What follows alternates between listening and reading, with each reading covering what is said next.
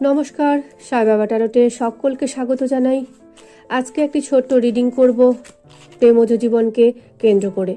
দেখি বাবা কি বার্তা দিতে চান আমাদের এই প্রেমজ জীবন সম্পর্কে। ছোট্ট রিডিং করব, দুটো কার্ড নেব।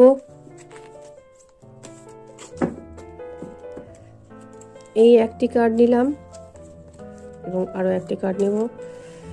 এই একটি কার্ড নিলাম। দেখি বাবা কি বলেন। Read the holy books. বাবা বলছেন পবিত্র বই পড়তে। Turn your information into knowledge by practising what you have learned. মানে তুমি যেটা পড়েছো সেটাকে তুমি তোমার জ্ঞানে রূপান্তরিত করো। মানে কোনো পবিত্র গ্রন্থ পড়ো এবং সেটা থেকে তুমি যে জ্ঞানটি লাভ করবে সেটি তোমার বাস্তব জীবনে প্রয়োগ করো। দ্বিতীয়টি বলেছে channel. I make you a channel of my work. আমি তোমাকে আমার কাজের একটি মাধ্যম তৈরি করেছি। তুমি হচ্ছ আমার মাধ্যম।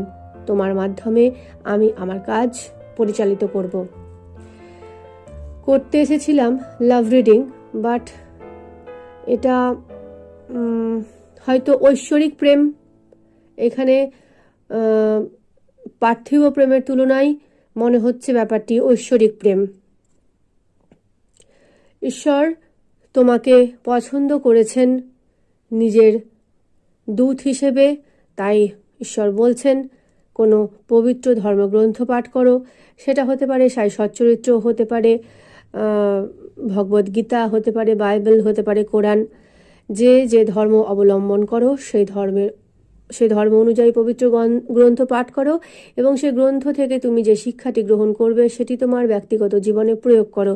সেটা তোমার প্রেমজ জীবনও হতে পারে, সাংসারিক জীবনও হতে পারে, আর ধার্মিক জীবনও হতে পারে।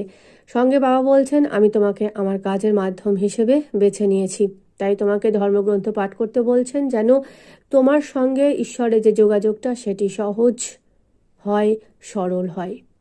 তো প্রেমজ বার্তা বলতে এখানে উঠে আসলো ঐশ্বরীয় প্রেম। জানি না এই মহান আত্মাটিকে। তো এই হলো আজকের রিডিং। ভালো লাগলে পাশে থাকবেন।